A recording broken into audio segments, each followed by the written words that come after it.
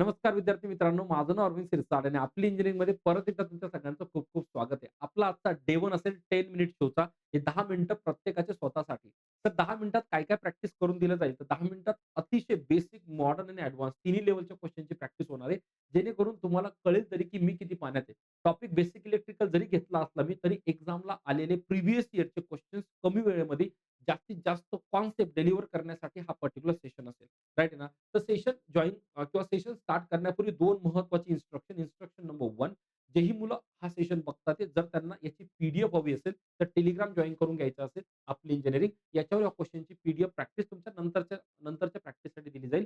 Number 2 आणि अतिशय महत्त्वाचं ॲप्लिकेशन. आपली इंजिनिअरिंग ॲप्लिकेशन प्लीज डाउनलोड करून घ्या. कारण या क्वेशनची जर तुम्हाला टेस्ट सीरीजच्या फॉर्ममध्ये प्रॅक्टिस करायची असेल, तर फ्री टेस्ट आपली इंजिनिअरिंग ॲप्लिकेशनला प्रोव्हाईड केली जाईल. आणि याच्या एंडिंगला जर कोणी बॅचमध्ये इंटरेस्टेड असाल, तर बॅचचं अनाउन्समेंट ऑलरेडी झालंय. पण बॅचचं डिटेल जर डिस्क्रिप्शन हवं असेल, तर मी एंडिंगला देऊन टाकेल. चला सेशनला सुरुवात करतो. सेशन फॉलोड असेल बाळांनो. क्वेशन प्लस तुम्हाला एक टायमर दिलं जाईल. 15 सेकंदाचा मी टायमर ठेवतोय, जेणेकरून तुम्हाला क्वेशन एकदा नीट वाचायचा आहे. तो क्वेशन नीट समजून घ्यायचा आहे आणि जसे आपली क्वेशनची प्रॅक्टिस होईल ना, व्हिडिओच्या एंडिंगला तुम्हाला त्या क्वेशनच्या रिलेटेड जितकेही शॉर्टकट टिप्स एंड ट्रिक्स आहेत, त्याचे फ्लॅश कार्डच्या स्वरूपात मी देऊन देईन. राइट आहे? आणि प्रॅक्टिससाठी मी पी अपलोड करून देईन. तर व्हिडिओ सुरू करण्या अगोदर मी टायमर सेट करतो. टायमर 15 सेकंदाचा मी याच्याकरता सेट करतोय, कारण जे क्वेशन्स आहेत ना, कमीत कमी क्वेशनची रीडिंग तरी जमली पाहिजे, है ना, अटेम्प्ट करण्या अगोदर. चालतंय. 15 सेकंदाचा मी टायमर सेट करतोय आणि क्वेशन सुरू होत आहे लगेच. क्वेशन नंबर 1 स्क्रीनवर आहे. टायमर बघा मी खाली लावतोय.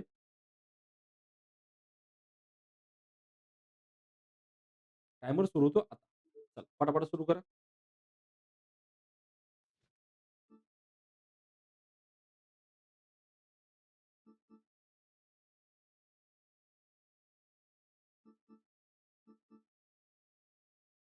चला टाईम अप झाला. क्वेशन जर नीट बघितला तर क्वेशन होता बाळांनो तुमच्या, आहे ना?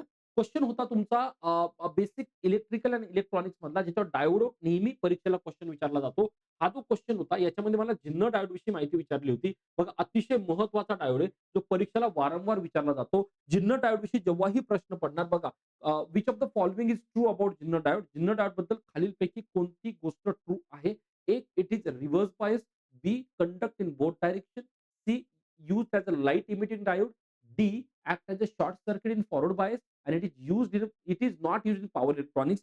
बघा जिन्नर डायोड बद्दल 2 गोष्टी नेहमी लक्षात ठेवायचा. हा एक माझा स्पेशल डायोड आहे, पॉइंट नंबर 1. दुसरं महत्त्वाची गोष्ट म्हणजे काय, हा डायोड माझ्या रिव्हर्स बायसला ऑपरेट केला जातो. नंबर 2 आहे ना. रिव्हर्स बायसमध्ये का ऑपरेट करतात? कारण हा मला आउटपुटला कॉन्स्टंट व्होल्टेज जर मला पाहिजे असेल, तर त्या केसमध्ये मी जिन्नर डायोड यूज करतो. तर या क्वेशनचं करेक्ट आन्सर असेल option number A, used in reverse bias only. Option number A माझा काय असेल? करेक्ट असेल. चला नेक्स्ट क्वेशनला जाऊया आणि मी टायमर परत सुरू करतोय.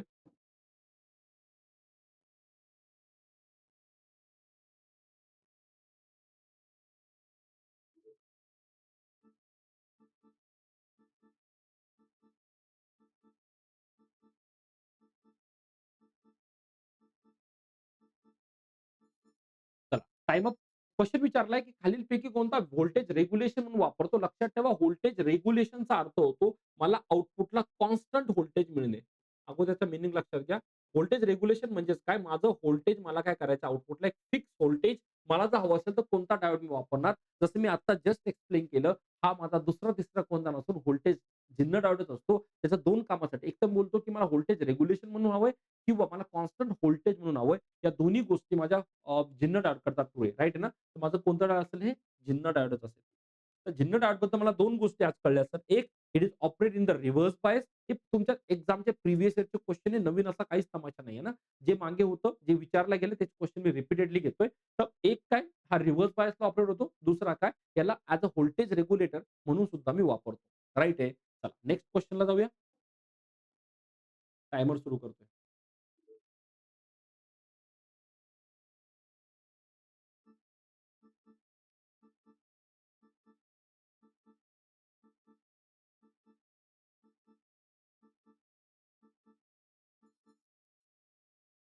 परफेक्ट आहे. Time up. सॉरी. आता बघा याच्यामध्ये 2 ऑपरेशन होतात बघा. क्वेशन काय? What is the main application of rectifier diode? Rectifier डायोडचं मेन ॲप्लिकेशन काय? ऑप्शन आहे to store energy, to increase current, to convert AC to DC, to generate AC, to change the frequency आहे ना, 3 option आहे. बघा 2 functionality नेहमी एक्झामसाठी लक्षात ठेवा. एक ऑपरेशन होतं ज्याला बोलतात रेक्टिफिकेशन रेक्टिफिकेशन आणि एक ऑपरेशन आणखी असतं ज्याला बोलतात इन्व्हर्जन किंवा इन्व्हर्टर. रेक्टिफिकेशन आणि इन्व्हर्टर 2 ऑपरेशन खूप महत्त्वाचे. रेक्टिफिकेशनला काय बोलतात, जर एसी पासून जर मला डीसी भेटत असेल, तर त्या केसला रेक्टिफिकेशन म्हणतात आणि इन्व्हर्जन म्हणजे उलटं बाळांनो, जर मी डीसी पासून एसी मला मिळत असेल, तर त्या केसला काय म्हणतो मी, त्या केसला मी इन्व्हर्टर म्हणतो.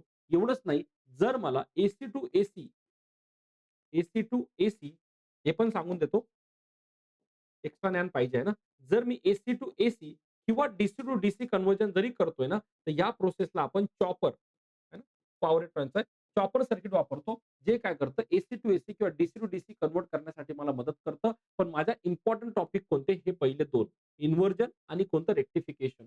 मला रेक्टिफिकेशन विचारलंय. रेक्टिफिकेशनला आउटपुटला माझं डीसी असतं. बघा कुठे दिसतंय? ऑप्शन नंबर सी माझा काय परफेक्ट मॅच आहे. बरोबर ना? ऑप्शन नंबर सी मॅच जाणार. कारण ऑप्शन नंबर सी सांगतोय जो मला काय सांगतोय एसी टू मी काय कन्व्हर्ट करतोय sir? AC to DC convert करतोय. राइट आहे? चला नेक्स्ट क्वेशनला जाऊया. नेक्स्ट क्वेशन आणि मी टायमर सुरू करतोय.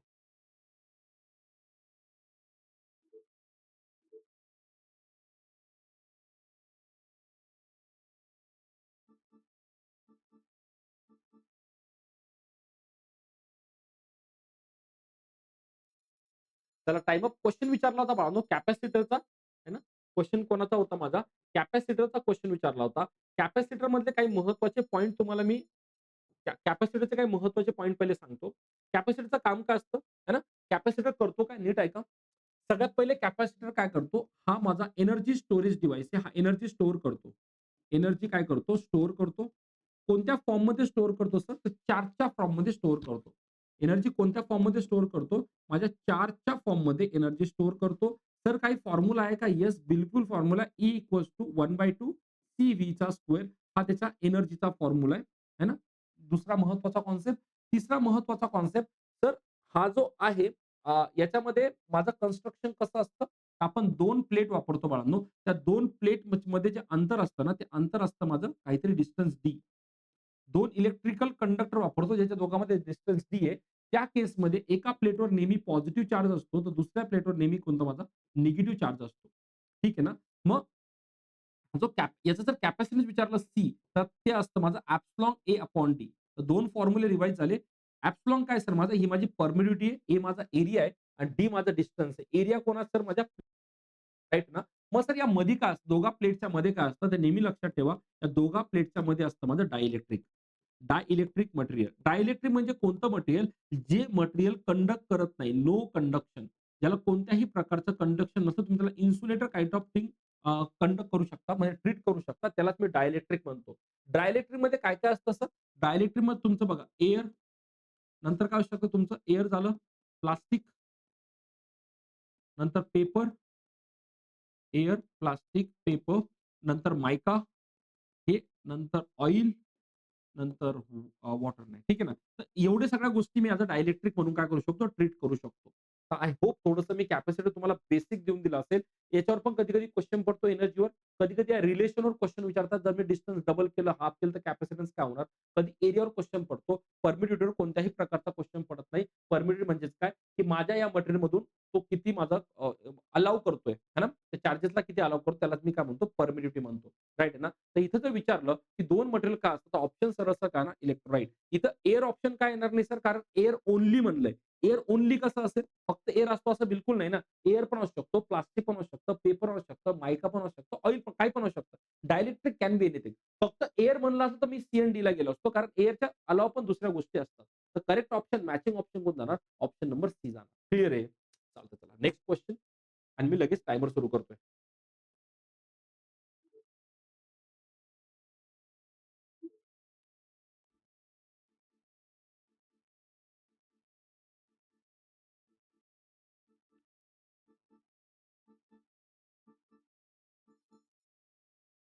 परफेक्ट आहे. क्वेशन काय विचारला बघा, which unit is used to measure electrical energy consumption. अतिशय महत्त्वाचा गोष्ट आहे. बघा इलेक्ट्रिकल एनर्जी नाही विचारली. कारण फक्त इलेक्ट्रिकल एनर्जी विचारली असती तर माझा आन्सर मे बी काय असतं एनर्जी आपण जूलमध्ये मोजतो. आहे ना? जेव्हा मी बघा जर मी एनर्जीची गोष्ट केली, काही शॉर्टकट सांगतो. जर मी एनर्जीची गोष्ट केली, तर एनर्जी मला माहिती आहे मी जूलमध्ये मोजतो. जर मी पॉवरची गोष्ट केली, पॉवर, तर पॉवर कशामध्ये मोजतो बाळांनो? मग पॉवर आपण वॉटमध्ये मोजतो. है ना? जर मी जर व्होल्टेजची गोष्ट केली, हे तर सिंपल पण तरी सांगून देतो. तर व्होल्टेज आपण व्होल्टमध्ये मोजतो. जर मी करंटची गोष्ट केली, करंट, तर करंट मी कशामध्ये मोजतो? अँपिअरमध्ये मोजतो. करंट मी अँपिअरमध्ये मोजतो. बेसिक गोष्टी सांगून दिल्या, है ना? मला विचारलं काय कन्झम्पशन, मला एनर्जी मी किती वापरतोय. आता एनर्जी वापरणं म्हणजेच काय एनर्जीचा यूज करणं. जर मी यूज करतो, तर किती वेळ यूज करतो. कन्झम्पशन म्हणजे काय किती वेळ, टाईम. तर कन्झम्पशन नेहमी माझा टायमाला रेफर करतं. जर कन्झम्पशन टायमाला रेफर करत असेल, तर माझ्या युनिटमध्ये टाईम असला पाहिजे. बघा शेवटचा ऑप्शन चेक करायचा. अवर म्हणजे टाईम दिलाय. कन्झम्पशन म्हणजे किती वेळ एनर्जी वापरतो त्याच्या बेसवर तुम्हाला काय येतं, लाईट बिल येतं ना. पण ऑप्शन नंबर कोणता करेक्ट असेल माझा? ई करेक्ट असेल. Kilo watt our. Kilo watt our यालाच कधी-कधी एक्झामला ना के-डब्ल्यू-एच असंही देतात. Kilo watt our. क्लिअर आहे? चालतंय बाळांनो. नेक्स्ट क्वेशनला जाऊया. हा क्वेशन रिपीट झाला आहे. चालतंय बघा. काय-काय बघितलं आपण बाळांनो, है ना? काय-काय बघितलं त्याचं एकदा शॉर्ट रिव्हिजन करून देतो. बघा सगळ्यात पहिले झिन्नर डायोड कुठे वापरता? हा रिव्हर्स बायसमध्येच वापरणार. पॉइंट नंबर 1 म्हणजे झिन्नर आणि त्याला व्होल्टेज स्टेबलायझर म्हणून पण वापरतात. नंतर व्होल्टेज रेग्युलेशन म्हणून पण कोणता डायोड वापरतो मी? झिन्नर डायोडच वापरतो. रेक्टिफायर डायोडचं काम काय असतं? रेक्टिफिकेशन म्हणजे एसी टू डीसी कन्व्हर्ट करणं. माझ्या कॅपॅसिटरमध्ये काय असतं सर? कॅपॅसिटरमध्ये नेहमी डायलेक्ट्रिक मीडियम असतं. एनर्जी कन्झम्पशन म्हणजेच काय? Kilo watt our. हे तुमचं शॉर्टमध्ये मी आजच्या सगळ्या टॉपिकचं रिव्हिजन करून दिलं. क्लिअर आहे ना? आता बॅचेस विषयी जेही मुलं उपकेंद्र सहाय्यकसाठी प्रिपरेशन करताय, बॅच ऑलरेडी अनाउन्स झाली आहे. बॅचमध्ये ऑलरेडी बेसिकचे सगळे रेकॉर्डिंग टाकली आहे. लाईव्ह लेक्चर आपले पॉवर सिस्टम, मशीन आणि मेजरमेंटचे नेक्स्ट मंथपासून पुढच्या हप्त्यापासून स्टार्ट होणार. बॅचची ऑफर आणखी पण चालू आहे. 3,999 मध्ये तुम्हाला ही कंप्लीट बॅच याची भेटून जाईल. एईची आपली फक्त रेकॉर्डेड बॅच आहे बाळांनो. हिचं पण प्राइस अल्मोस्ट सेम आहे. 3,000 मध्ये ही पण बॅच तुम्हाला भेटून जाईल. याच्यामध्ये पण सेम पॅटर्न फॉलो होणार. मशीन, मेजरमेंट आणि तुमचं पॉवर सिस्टम हे सगळं लाईव्ह दिलं जाईल. बाकीच्या गोष्टी ऑलरेडी अपलोडेड आहेत. क्लिअर आहे. बाकी काही डाउट असेल किंवा काही क्वेशन असतील, तर ह्या नंबरवर तुम्हाला कॉल करू शकतात. आता ह्या क्वेशनची आणखी प्रॅक्टिस करण्यासाठी जे मी आज केल्याची पीडीएफ तुम्हाला Telegramवर दिली जाईल. Telegramची लिंक डिस्क्रिप्शनमध्ये. Telegramचं नाव आहे आपली इंजिनिअरिंग. जर टेस्ट द्यायची असेल याच टॉपिकशी रिलेटेड, तर फ्रीमध्ये टेस्ट सुद्धा आपली इंजिनिअरिंग ॲप्लिकेशन अवेलेबल आहे. राइट आहे. तर हा होता आजचा सेशन. प्लीज मला फीडबॅकमध्ये नक्की कळवा. सेशन कसा वाटला. उद्या डे 2 परत कंटिन्यू करू. तोपर्यंत काळजी घ्या.